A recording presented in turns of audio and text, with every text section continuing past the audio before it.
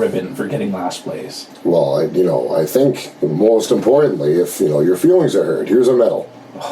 I had a deep discussion years ago with a friend who had a kid in sports, and she had come home and she was just infuriated that the kid had gotten a ribbon for coming in dead last. And she, being involved in athletics, brought it towards her husband or a friend, I can't remember who it was, and she was shocked that they were just so happy that the kid got a ribbon for coming. And she was just like, it was like one end of the teeter totter or the other. Would you put a participation ribbon on your wall? Probably not on my wall, but I remember as a kid getting participation ribbons in some sports I was not great at. So I remember having those. I think, it almost makes me wonder when I think of that concept, because participation ribbons have been around forever, but, like giving the same accolades to somebody who won as somebody who lost, that's where I would kind of push back on that and go, okay, so if you finish first and you get a trophy, but you finish last and you get a ribbon, okay, that's fine. But if you finish first and you get a trophy, and you finish last and you get a trophy, that's where I have a problem. Really, I have a problem with if first gets a trophy and last gets anything. Like, you participated in the game, congratulations. I have a bit of a sidebar to this. So I did an event a couple of years ago where they had, how like you play all year long to win a championship, you wait for that moment to win the medal, have a gold medal around your neck, right? It's that moment of just the second place team watching you put those medals on. You can talk to athletes as far as the years go back who stayed and watched that moment because they wanted to know what that was like, right? Yeah. You're the one losing. I'm going to stand at the field, at the gate. I'm going to watch the other team put the gold medal on because I want to know what that feels like. There was an organizer of an event I did a couple years ago. They felt that it was best to hand out the gold and the silver at the same time. Oh. Because it was too hurtful for the team watching. Oh, wow. I did not know how to hold myself back in that moment. And then you wonder why people are taking their silver and tossing it over the glass. Wow. Have you seen this week, they released the video of, let's talk hockey for a second, when the Oilers lost in the Game 7 in the Stanley Cup Finals. Oh, with them in the dressing room. Yeah, with McDavid. And it was just silence. Silence in the dressing room. And you brought up watching the other team get the gold medal. Imagine you can't even see it. All you do is hear it. Right. And the only thing you see is the reaction of your fellow teammates. Sure. In their heartbreak. Not going out to get the Conn Smythe trophy. Wow. Sitting in the locker room saying, no, don't want to go pick it up. Yeah, it's an interesting, because the further we get in our society, the more people use the word erode, or evolve. I'll use the word erode, right? Because if you think of ethics and competitiveness and principles, it still exists in a number of sports. We just finished the Olympics. You see people winning medals, etc. But as we erode away from common basic principles such as winner and loser, it's fascinating to me to see where people line up and which side of the ledger they line up on, right? And I think we talked about this a little while ago. I'm having a flashback. Maybe it was years ago. Where was I talking about this? Either way, we talked about it probably. Yeah, there was something that I talked about. No, it was, where I'm having the biggest... Right now there's the biggest deja vu, the biggest deja vu moment. I was literally in a podcast talking about this exact same concept of winners and losers. So anyway, deja vu moment. But the further we get away from our society when it comes to congratulations, you are victorious, versus let's celebrate you who don't have as much skills. Yeah. I wonder how much further the needle's going to move. Well, if you have a winner, you have to have a loser. But do you? Otherwise, you're not a winner. But everybody's a winner. So, or everybody's a loser. It's everyone's a winner. It's like what someone put rights on their kindergarten wall. Yeah. Being human. that's the topic for today, I think, right? Yeah, being Episode human. number 4. Yeah, and I think the being human is, the reality of is you're not going to win all the time. In fact, there's a pretty good chance. As an Oilers fan, you're not going to win all the time. Yeah, but at the same time, boy, the fact that you're going to lose. Yeah. It's eye-opening for people. Yeah, and how do you prepare yourself to lose, right? Yeah. How do you there's, and I love that concept. Again, we'll go back to that I think there's something beautiful, especially if you get around athletes. You have conversations with athletes, how well they train, how competitive they are. Their goal is to win, right? I just finished doing a lacrosse championship on Sunday. So the two teams separated by one goal. The last possession, both teams were very capable of making the national championship. One team had to lose, and that team had 12 graduating players on it. The other one had 3. Whoa. Right? The team that won had the 3 graduating players. So 12 graduating players in that moment, bang. Your lacrosse career and the junior level is over. So how you engage in that moment? Okay, well, are you going to be sour? Are you going to be sore? Are you going to leave the floor, not shake any hands? No, you saw a lot of the players just embrace it. Hey, you know what? I fought the good fight. I won the race, so to speak. I think there's, as an athlete, you train to win, but you also prepare yourself to lose. And patting people from the pain of losing prevents people from the amazing joy and glory of winning. Yeah, and I think we're going to probably discuss 3 stages of it: preparing for competition, being part of it, and losing. And then the outcome, what do you do now, and what have you learned from it in order to prepare for next time? Yeah. There really is those 3 stages. Right. Episode number 4, Gospel of Game. You are Dan, I'm Dave. Thank you for joining us. Hopefully you've enjoyed what we've been offering up so far. We want to be interviewing some guests, I think, at some point in time in this show, breaking down practical principles of what the gospel of Jesus looks like in sport, not only from your transformation moment, but to the rest of your journey throughout the athletic world. Yeah, and also telling those stories about what God is currently doing, like you just touched on, but also, do you have plans? Do you have dreams? Do you have aspirations? Sure. And I think some guys don't get a chance to talk about that. They've always dreamed of doing X, and hopefully we'll hear about that X. Yeah. Well, many of us have an X when it comes to the former self, right? Do you want to get to the better version of who you are? That's the goal, whether you're an athlete around sport. The goal daily is, forget the mistakes, move on. As a goalie, let in a soft goal. Quarterback, you throw a pick. Baseball, not really sure, not really a sport in my opinion. Just kidding. No, if you walk a player, okay. Well, how do you rebound from that, right? So everybody's got that version of the bad versions of themselves. So how do you navigate between doing right and wrong? Yeah, and I think as we get older, from a young person's perspective, I'd say we're both not exactly young, but we're not exactly old.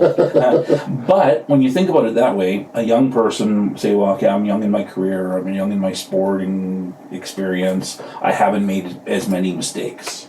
And it's even the reality of being a sibling. If you're the oldest child, you get to pave the way, and you're probably more likely going to make mistakes. Sure. And so watching other athletes and hearing from other athletes hopefully will give some of our younger athletes a little bit of perspective of maybe some of the mistakes that they've made and how they can talk about it and how what they've learned from it so they can prepare and equip for that. At the same time, maybe we have some older athletes that are new, maybe they have years of experience, and they're still learning.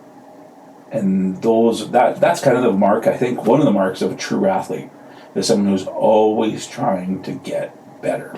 Yeah, and scrub through those aspects of what are the things that are separating me from greatness? How can I fine-tune those things? I remember getting in a conversation on Twitter a couple weeks back, and someone had said, there was a comparison about how fast an athlete was. And it said, oh, well, his 440 number was this. Okay, well, when was that? Oh, 2020.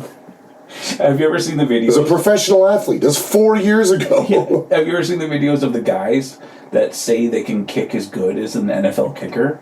and they were talking. It was like Couch Coach Challenge or something like that they had in the NFL, and so they had these guys that had submitted what the worst kick was. Sure. And they said, "Oh, this guy failed. He missed a 30-yard kick." So they brought them on this TV show and had them try a 30-yard kick themselves.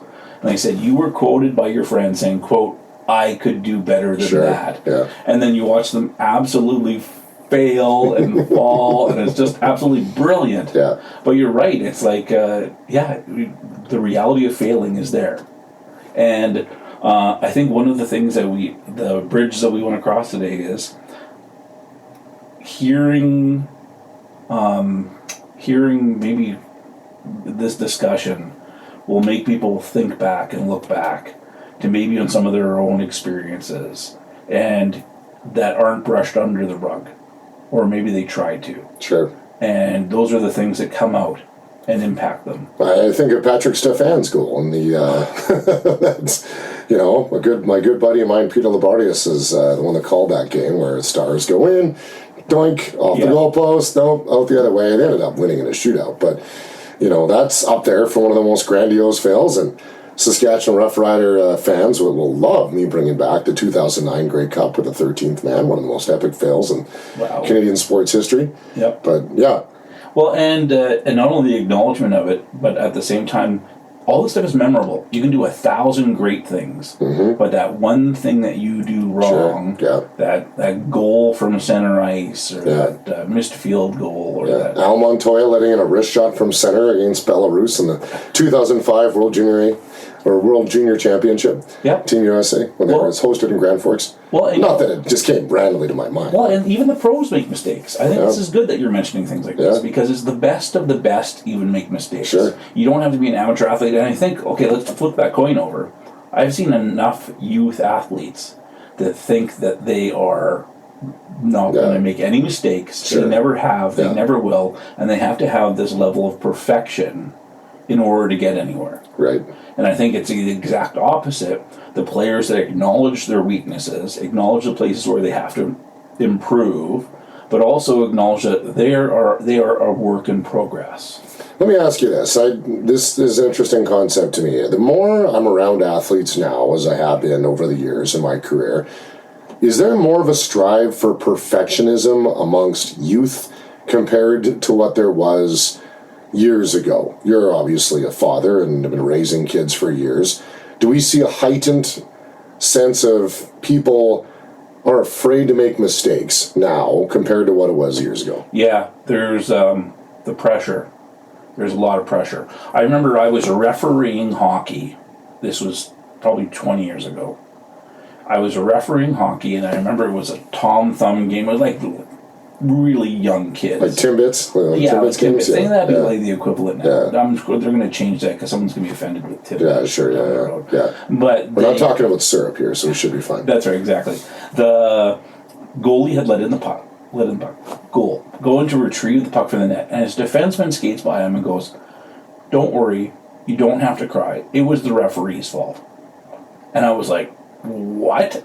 It was my fault that you let in the goal?" Sure. I didn't say anything. I just kind of laughed it off. But I kind of always thought about it. I thought, here you are, like 5, 6 years old, and you're already making excuses for why that went in, versus just saying, "Well, I went down too slow. I wasn't fast enough. I didn't cover up the puck. I didn't thinking about it and processing it and changing the way you did things so it wouldn't happen again." Yeah. Instead, the blame just got passed. Why do you think that is? Why do you think that there's such a greater sense of blame now in our society? I have a phrase that I've used for years now, and this is how it goes. When talking about youth sports, and I hear a kid complain, or I hear a kid about the ref or the coaching or the situation, or as soon as it's off of themselves, I say they've learned from the best. Who are they around most in their life? Sure. Who's been raising them? Most likely it's mom and dad or someone who's influential on them, and they've heard from that coach about other people's mistakes. So I think what's really important, as a parent, I want my kids to know about my failures. I want my kids to know that I have struggles. I'm not perfect myself. There's things I'm trying to improve on. I'm coaching. I have to go take coaches courses. I have to progress. I have to keep on pushing myself. I'm not just going to be happy doing stuff, but even while I'm doing things, I'm going to make a mistake as a coach. I'm going to make a mistake as a parent. Sure. I'm going to make, bad decisions. But I'm going to do the best with what I know. And I'm going to be honest with myself. I'm going to be honest with my kids. That's one of the things like we don't do in our household. We don't Santa Claus, no Tooth Fairy, no Easter Bunny. Right. And I've been accused before of being like, well, you have no imagination. You can't let these kids pretend. Can't do. Well, no, we do lots of imagination when they're kids. You celebrate Christmas. At the same time, I don't want my kid to come to me when they're 20 years old and say, well, I'm not going to trust you with that. I'll be like, well, how come? They say, oh, like Santa Claus, Easter Bunny, Tooth Fairy, you liar. Sure. Like it's kind of a running joke, but it's a reality. Right. They learn from the best.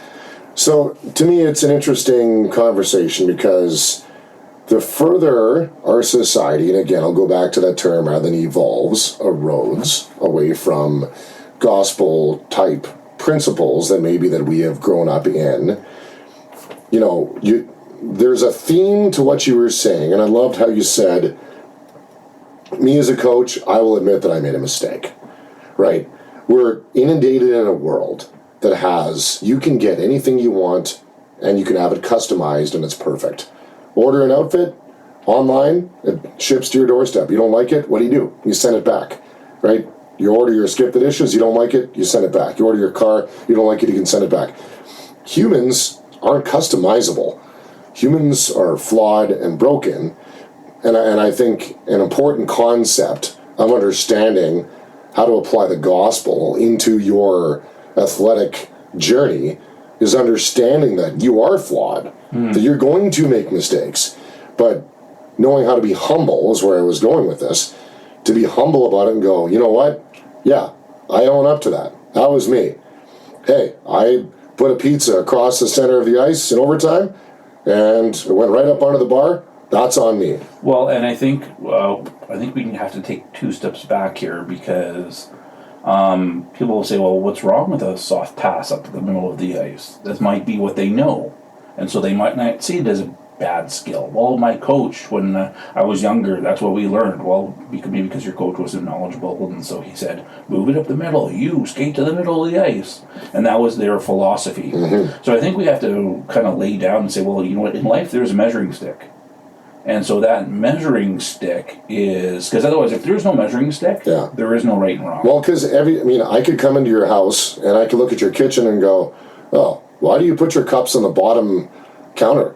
Cups go on the top. No, cups go on the bottom. No, cups go on the top. Yeah. And we could fight about that, but that's and see, we can fight about that, but that would be preference. Yeah. But if we say, for example, I have a rule in my house, we don't drink out of our hands, Dave. Sure. We'll use a cup. And you come in to my house and you say, well, I'm just going to use my hand to scoop out of the tap. Well, you can do that, Dave, but we have a rule to avoid you getting sick and getting hurt. Sure. We want to do that and protect you, so please use a cup. They've been washed, they're clean, they're there for you to use, but you ultimately get to make the choice whether you want to do it or not. Right. But I have this rule set for your protection. And in the same way life goes that way, and God's provided us Scripture, and His Scripture is not, some people don't see Scripture as anything but a rule book. Yeah. Where I see it as a love story. Yeah. And because it's a roadmap. And it's a roadmap to life. Absolutely it is. God cares for us and wants to protect us, but He understands that we're human. We're human. We are prone to serve ourselves. We are susceptible to go after the things that we like that please us. And so maybe we want to drink out of our hands. And God's like, well, no, you know what? For your safety, I put it in a rule that says, please use that cup. Because I really don't want to see you sick. I don't want to see you hurt. Mm-hmm. I don't want to see you laying down, barfing, holding your stomach. I don't want you to go through that. Sure. As much as you want to go through that process, you don't understand. Right. What the ultimate plan is. And you might want to argue that it's right or wrong, and so I think when we realize that we've done wrong, it's because there's a guidebook there. Well, and to peel that back even more. Right, there's a sin component, which is essentially a virus in humanity that has been plaguing us. Therefore, we need that antidote of the gospel in order to prevent it. So, love, God's love is humility. The opposite of God's love is prideful selfishness. So, where I wanted to get with my point was, as we continue to erode our way through society, I think we're seeing a heightened level of perfectionism, because the opposite of perfectionism is excellence. Yeah. You want to strive to be as good as you possibly can, but you're never going to be perfect. And so some people all of a sudden say, well, why even try? Sure, that's absolutely right. Yeah. Put on a Leafs jersey, head out there, and play the game. I love that's how they live. But, when you look at this striving for perfectionism says, do all these things and try to be perfect based on whatever your path and your plan is for your life, which is your truth. You can't tell me what to do wrong, because here's my plan for my life. This is what I want to do. Yeah, and where God has laid out Scripture, we use Romans 3:23 today. Right. And Romans 3:23 says, "For all have sinned and fall short of the glory of God." And there's a few factors there where everyone falls into that category. Every single one. You, me, everyone that has ever existed, with the exception of Christ himself being perfect, has fallen short. And so you might say to yourself, well, I've missed the mark. I really have. There was one guy that I heard, he explained it like this. So people are like, well, it's impossible to live correctly. And he said, he was a quantum physicist, and he said, trying to live a perfect life is like this. Like, you have a bow and arrow, not even a compound bow, and you spin around in a circle, and you're pointing at the sky, and you're trying to hit a target the size of a nickel on the opposite side of the universe. Mm-hmm. That is like the mathematical equation of trying to live a perfect life. And so, like, the fact of the matter is, we've missed the mark. You're not going to hit that bullseye. No. And so if you're not going to hit that bullseye, you have to kind of come to that reality. You know what? I'm broken. Sure. And if you say, well, I'm broken, there's got to be a mend to that. There's got to be a fix, for sure. And why am I broken? Because it all started from that epidemic of sin, right? And the root of sin is pride, because pride is the opposite of love. Hate's not the opposite of love. God said, and Jesus said in the Word, that he hates certain things, not people, behaviors, right? So there is still love involved, hate involved in love. So hate isn't the opposite of love. Pride is, because pride is selfish. And what happened to Lucifer when he fell from heaven? Well, he was prideful. He wanted to be greater than he really was. Yeah, and pride's a hard thing to battle. Yeah, it sneaks in so quickly. And it's tied directly to the inability to admit that we failed. And go back to what you said, humility. I remember one time during hockey tryouts, I was a kid, we went out to a small community outside of Edmonton, and it was known for having a cold rink. We've all been to those out of town cold rink. It's already minus 40 outside, and in that rink it's going to be minus 45. It's always colder in that rink. There's a rink in Calgary that's minus 40 in the summertime. So yeah, for sure. And I remember my dad telling me that, it's a cold rink. Make sure you put on long underwear and a pair of sweats underneath your equipment. Okay, sure. Dad, you wear a long sleeve shirt and a t-shirt, double, triple up. And I remember when I went out there and I skated for about 10 minutes. I have never lost so much water from my body in about a 20-minute period in my life. And I remember skating over to the coach, and I probably looked like I couldn't be there. And I just said to him, I said, Coach, I can't keep on going. And he just looked at me like, are you struggling with skating? Or your skate's not tight enough? I said, no, listen, Coach, I got like 3 pairs of long underwear on underneath me, and I'm just sweating buckets. Can I go change and then come back out? And I remember going into the dressing room and removing all this undergear, and it was such a relief. And you know what I did? I didn't come back out. And it hit me kind of years later, and I kind of thought about that. And I kind of thought, you know what? I failed myself.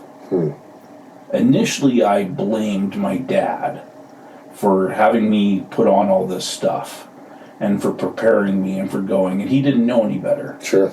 And then in hindsight, I was the one who made the choice not to go back out. Isn't it interesting that there's a number of scenarios that we can encounter that, you can point a finger and say, yes, they might have been the primary component of which led to your, failure, if you want to call it that, your slip up, your mistake. But at the end of the day, you are the one that are in control of most of the things as an athlete. Yeah. Right? You're at the absolute center of your life, as much as, there are certain circumstances you can think of. Okay, I got cross-checked from behind and into the boards and I broke my neck. Well, I wouldn't call it a fail. I'd call that an injury, yeah. right? But we're talking about things that we do where we fell short of the mark. Yeah, and so often in our life it's self-inflicted. I'll share a short story of growing up. I remember I was volunteering out at a camp, and we had the task of loading up junk, going to the dump. And so I recently just got my driver's license, and here was this old truck that we're using out at camp, and we had loaded these steel bins full of metal into the back of this old pickup truck, and it was a 3 on the tree, they called it. So you shifted your manual transmission from the column of the steering wheel. And I had never driven a Standard. And I wouldn't admit that I'd never driven a Standard. So me and the son of the guy who owned the truck, went for little drives a couple of times to familiarize ourselves with the truck, and so I could pull away without embarrassing myself. And so we took off, went down the road, went to go deliver this metal to the junkyard, and we were way off course. And I remember we were going too fast, and we had hit a gravel truck route, massive ruts in the road. And long story short, we spun out of control, and I had rolled this truck, launched these barrels 50, 60 feet down the road into the middle of the road, just metal everywhere. Impressive. The battery was pushed into the firewall of the truck. The truck cabin was in the ditch. And the police officer, when he came to investigate afterwards, he said literally the only reason why the cab of that truck didn't crush was because it was down in the ditch. Sure. I had my seatbelt on, hanging upside down, glass in my ears. Both of us walked away from it. Yeah. Walked away from it. Crazy. And so this was self-inflicted. This was a self-inflicted decision to go do something. And only by the grace of God did I walk away from it. Mm-hmm. And thinking about our subject today with being human, there are going to be times where we've missed the mark so much that it's only by the grace of God we come out of it breathing. Yeah. And I think there's probably so many people that can say, hey, wait, that's me. Yes, athletes. Talk about Deion Sanders. Talk about so many different athletes that have experienced that in their life, where not only it's because they've missed the mark failing, they've missed the mark in their pinnacle of their success. Sure. They're literally driving in a Ferrari with the trophy in the passenger seat, and they are empty. They have nothing because they don't have God. Yeah.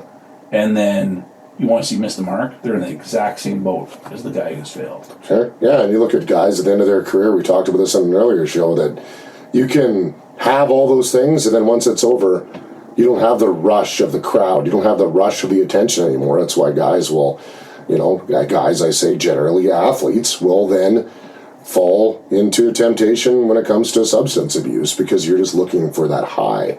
Again, you want that high, right? So,